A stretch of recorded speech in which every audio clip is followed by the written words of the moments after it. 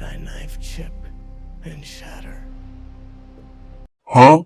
By now, I'm pretty sure you've seen Dune 2, one of the best movies I've ever watched in my life. It came out a few weeks ago. I watched it the previous week, and it's in my vlog, my latest vlog. You can see it, you can check it out, shameless plug. Other than that, let's get into this review. To best start off this review, I decided to divide the movie in 3 acts. Act 1, Act 2, Act 3. I first want to start off talking about Act 1. Act 1, as it says, it's a training arc and the beginning of the movie. Act 1 starts us all off where Dune 1 left us. Paul and his mother are still following the Fremen in the desert all the way to their hideout. On the way they meet some unfamiliar guests, but I'm not gonna spoil that for you. Paul's main mission in Act 1 is to prove to the Fremen that he's the chosen one by their prophecy, and he has to do everything that's possible to make that happen. So, what does Paul have to do? Paul needs to learn their way of life, their culture, their traditions. And this is where the training arc starts. One of the key figures in the training arc is Chami. Chami is Paul's girlfriend, but we're not gonna get into that right now. Chami teaches him how to flow walk through the desert. If he doesn't learn the rhythmic walking through the desert, he will get eaten by a worm. She also gives him information about the desert, how to survive in the desert, how much your sweat, any water at all is valuable in their culture and tradition, which that is the exchange for money. While Paul is learning everything from Chami, half of the Fremen are still not convinced that he is the Lisan al-Gaib, where the most key figure of the arc comes in, his mother. When Paul arrived to the Fremen hideout, Stilgar, the number one glazer in the movie, said that Paul is the chosen one, but the elders asked him what about his mother. He wanted to dispose of his mother and gave her a choice, either become the Revenant mother or they kill her and take her sweat. Kinda crazy sentence I just said, but okay, let's move on. Paul's mother obviously chooses to become the Revenant mother. She needs to go through a prophecy thing as well, just like Paul, where she needs to drink the water of life, which is worm poison. By some miracle, not that she was trained to survive poison by the Bene Gesserit, and that's their whole point of breeding, the next predecessor or prophecy maker, propaganda maker, doesn't matter. She survives the poison. And at this point, the Fremen are glazing Paul insanely. And Paul's just telling them, no, my mother's trained to survive the poison. That's her job. That's what she... And they're like, oh, the Lisan al-Gaib's too humble. The Lisan al-Gaib's too humble. So yeah, they're just glazing Paul at this point. At this point, they're 100% convinced. No, actually not 100. They're 90% convinced that Paul is their leader, the Lisan al-Gaib. However, there's just one test left that the Lisan al-Gaib must prove that he is the true leader. He has to ride a sandworm. So why was this scene so cool in the movie? By the prophecy or propaganda, Paul summoned the biggest worm possible in the desert and he managed to ride it, first try by the way, and at that point all of the Fremen were convinced that he's the true leader of the prophecy. And this is where Act 1 ends, and Paul is the number one glazest person in the Fremen. Act 2 takes us to the Harkonnen planet, in which the movie introduces us to the new bad guy, Feyd Sigma. This new main guy is a psychopath and he's still young. He just came of age and he needs to prove his talents in an arena. This follows in one of the coolest arena scenes I have ever seen in any movie ever. Feyd enters the arena and he thinks he's battling 3 drugged opponents, but they were never drugged. The Baron wanted to test his skill if he is truly worthy in combat as he said he was. He disposed of the 3 pretty easily and he was pretty pissed about the Baron wanting to kill him in the arena. And when he confronted the Baron was like, that uncle at the barbecue, that's it. You just proved yourself, that's it. Then we're moving on to the ceremony of Feyd, in which the Baron embraces Feyd and kisses his nephew. Kinda crazy scene, not gonna lie. Feyd's cousin, which is David Bautista's character, which I'm pretty ashamed to say I don't remember the name of his character because he wasn't important at all in the second movie.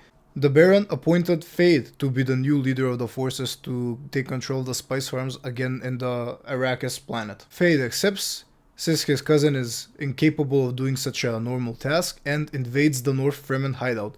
He basically destroys the whole North Fremen hideout, takes over the spice farms with ease, and that's that. He completed the mission in one day with guerrilla warfare, something his cousin never managed to do. Meanwhile, while all of this is happening, Paul is tweaking. Why is Paul tweaking? Paul is tweaking because he has visions non-stop about chaos that's about to happen in the near future.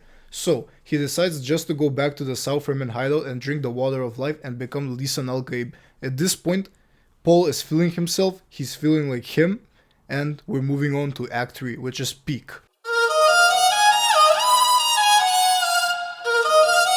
We now move to Act 3 in the movie.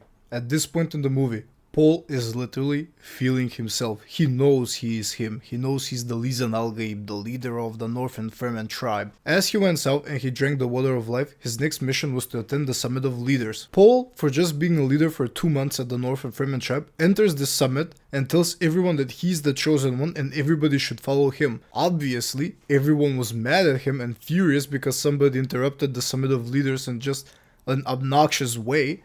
And to prove he's the true leader, he just chose a random guy out of the public and told him that his mother died or something at the age of 10 or 12. And they were like, okay, that's it. He's proven himself. He's the chosen one. And just like that, this man, who was just a leader for 2 months, unites all of the Fremen tribes in 15 minutes and forgot about all the tradition. They're just like, okay, this is it. We're just following this guy. While the Summit of Leaders is happening, as Feyd took over the spice farms, he invited the Baron and also the Emperor to come and check out the spice farms. The Emperor came on Arrakis. At this point, Paul had his Kodak moment. Well, click, get ready for your Kodak moment! In which Paul launched a counter-attack on the spice farms in the north and took over everything. He defeated all the Harkonnen once and for all, and they're a threat that's no longer of any value to him because they're non-existent at this point. The Emperor is defeated, and what follows is the best 1v1 scene ever created in any movie. I was astonished when I was watching it.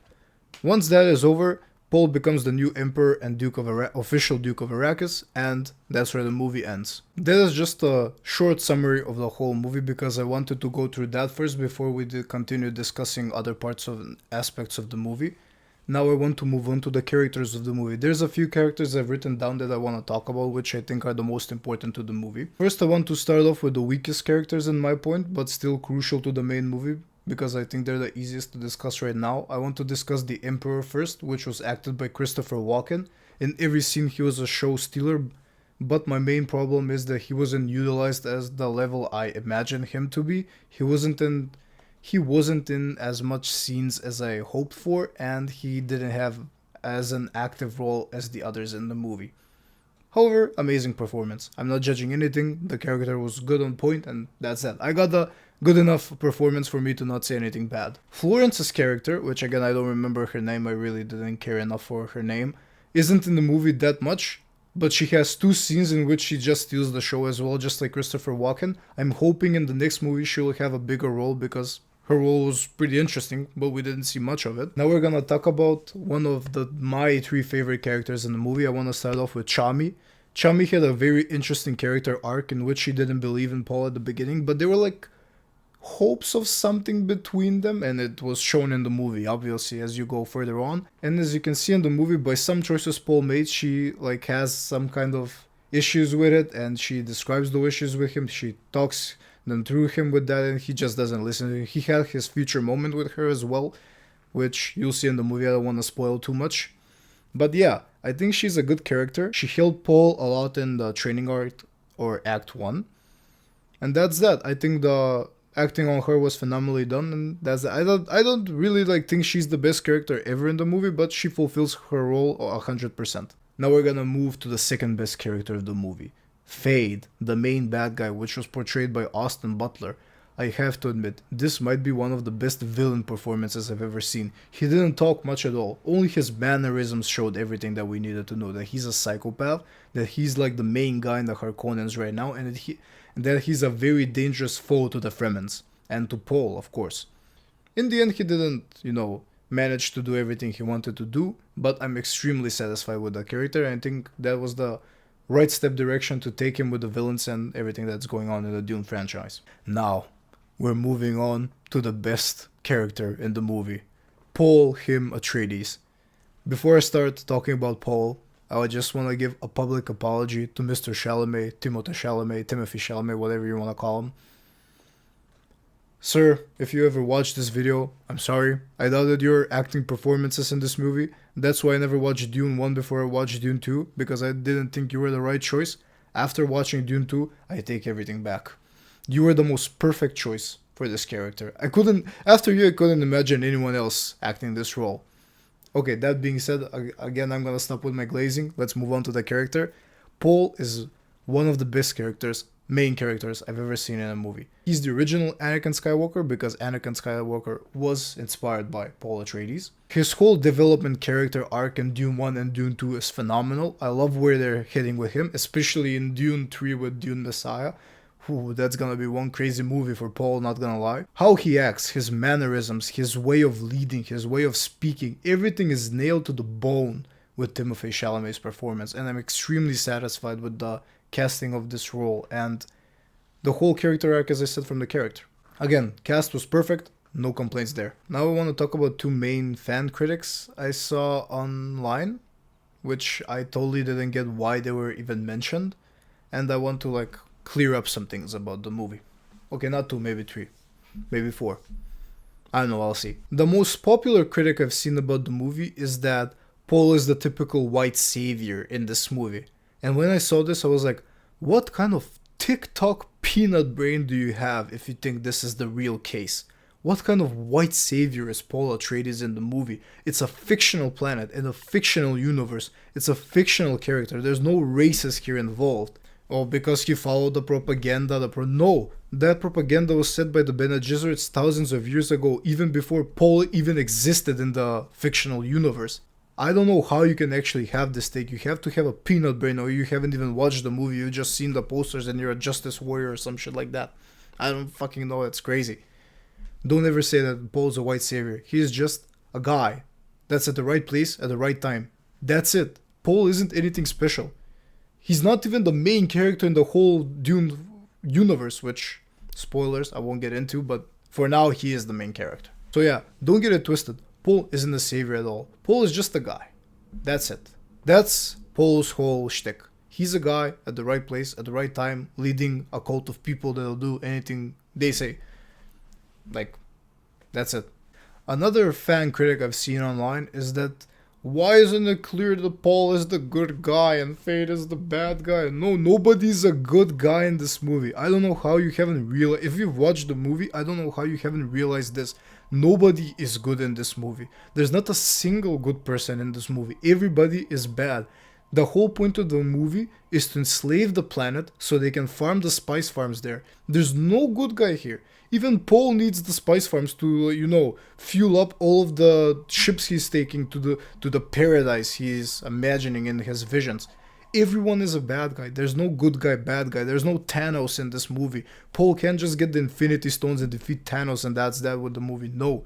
Nobody is good. This is a multi-layered complex film in which there's a lot of politics involved and a lot of world building and story building. There's a lot of details in the characters and in the mannerisms they do, in every story arc of the character, and in every move there is a purpose. You can't just say good guy, bad guy. No, this is not a Marvel movie. Tony Stark isn't gonna show up in the Dune universe. Iron Man isn't gonna do shit. Captain America won't throw his titanium shield to planets. Hulk won't jump from planet. No, that doesn't exist here. This is a very complex film. This is not for the average watcher, so that's why I'm guessing the critics are so awful with this movie. Because they're coming from average movie watchers. You have to really invest your time into this movie if you really want to learn about it, learn about the story. You can't just see the poster and say, oh yeah, white savior trope, yeah, definitely, they're just copying everything on that. No, that doesn't happen. Nobody's good here. Nobody's saving anyone. Paul is just using the situation for his own needs. He just wanted to avenge his father and take over Arrakis. And that's why he just used the Fremen. There's no good guy here. He didn't save them from anything. He's just lying to them. It's just propaganda. That's the whole point of the movie. The whole movie is about how fanatics following a religion blindlessly can lead to chaos. That's what Paul is literally doing. He's just inflicting chaos upon the universe, which you'll eventually see in Dune Messiah, but for now it's just on Arrakis. So yeah, I don't know how you can even come up with these bad of critics. As I said, this isn't Thanos. This is Paul Atreides battling the three families in the universe to take over control and, lead humanity to a better path. That's the whole point. He's very selfish with the whole idea. He doesn't do it for anyone else. He just does it for him. So there's no good guy here. Everyone's bad. That's that. And as with every film, not every film can be perfect. Even though this is close to perfection, there are also some things that I really don't like in the movie, which are pretty minor inconveniences. Don't take this the wrong way. For the average movie watcher, this film will be a horrible watch because this movie is slow. I like slow films, but I have a problem. In some cases, the movie is way too slow. I think they could like maybe speed it up in a bit, but not too much. Not too much. I like the pacing. I like the slow pacing. I'm really a fan of that, but not too, just a bit. You know, just like a detailed touch. That's it. That's what I need in the movie.